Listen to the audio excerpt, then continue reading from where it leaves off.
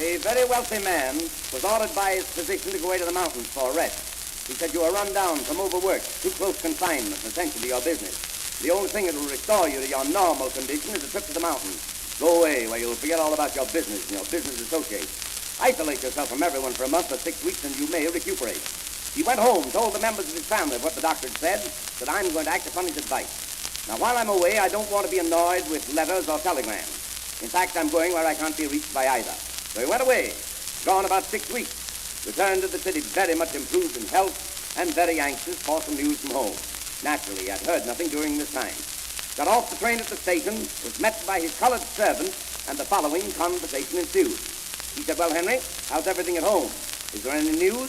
He says, no, sir, there ain't no news, sir. There ain't nothing that happened. Everything's just about the same as when you all left. Well, he says, I'm just dying for some word from home now. You can tell me any little thing, no matter how trifling. He says, no, sir, there ain't no news. There ain't nothing to tell you, sir. There ain't nothing happened except there's just one little thing. Of course, it don't amount to nothing. As long as you're all so anxious to know, I'll tell you. Since you've been away, your dog died.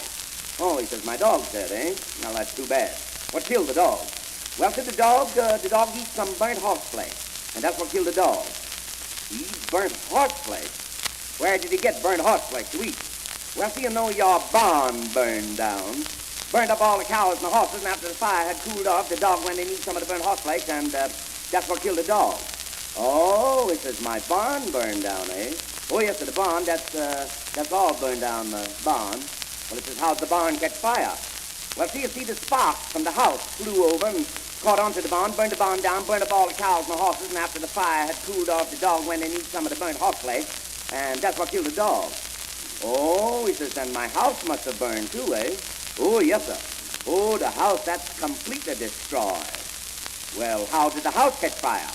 Well, you see, they had some candles burning in the house, and one of the candles caught onto the curtain, and the curtain caught onto the roof, and a spark flew over and caught onto the barn, burned the barn down, burned up all the cows and the horses, and after the fire had cooled off, the dog went and ate some of the burnt horse flesh, and that's what killed the dog.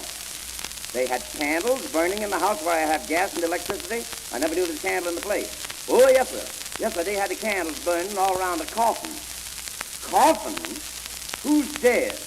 Oh, yes, sir, that's another little thing I overlooked. Since you've been away, your mother-in-law died. Oh, my mother-in-law's dead, eh? Yes, sir, she's dead, all right. You can worry about that. Well, what killed my mother-in-law?